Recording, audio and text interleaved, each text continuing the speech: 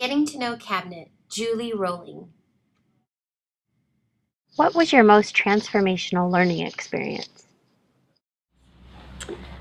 So, most transformational educational experience would have to be my first teaching job. So, I graduated from Iowa State with a degree in early childhood education, and there weren't any teaching jobs in public schools there, and there were tons of teaching jobs in Texas. And so, moved to Texas and got a job with Houston Public Schools. Um, I was, young 20s, white woman, getting a job in a school where 100% of the students and families were students and families of color. Majority of those families came from a housing project across the street.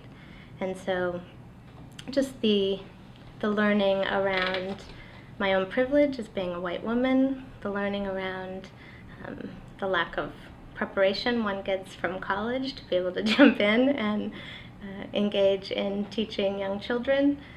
And then ultimately just the idea of how the system itself is really not set up in the way that is ideal in terms of helping all students be successful. And so I started that year as the third teacher for the group of pre-K students in October. And again, a handful of teachers that had degrees in education. And so most of them were emergency certified or permanent subs. And so after a couple years of teaching, I knew that I needed to either A, choose a different profession or go back to school and learn a little bit more about the system. And so that's when I got my master's in Ed Leadership and Cultural Studies, and really a passion for understanding what are the system level supports to help students and families. What has been most surprising about your leadership journey? Surprising? Well, in many ways, almost everything. Certainly the youngest of 8 children, first one in my family to get a college degree. Not a lot of role models doing work that's similar to the kind of leadership work that I get to do on a daily basis. So as much as there were kindergarten teachers and first grade teachers that I could point to, still today many of my family members wonder if I sell textbooks or what is this work that I get to do.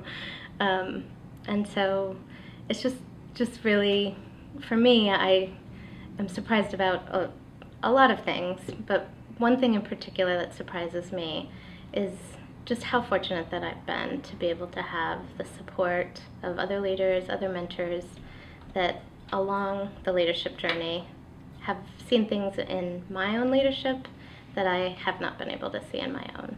So still surprised by how fortunate I am.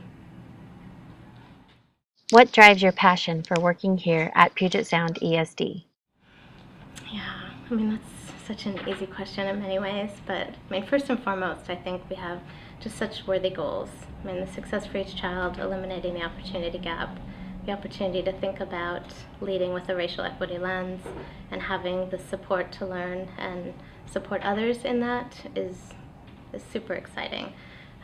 At the core of that, I go back to the students that I taught in my first year of teaching. I think many teachers have those 1 or 2 students that they hold in their mind. So, I think about the Elijahs, the Odessas, the Julia, and those students that are just so much a part of what drives why I do what I do. And certainly, my own children, having a 4 and an 8-year-old, helps keep this work very real and very personal. So it's really about, for me, our mission, our goal, and a culture that understands that it's not about an individual person, that collectively, it's not about one organization, it's about all of us together. And as cheesy as it may sound, I truly believe in changing the world and think that's what we're doing. And we're here to do work that's really, really good work.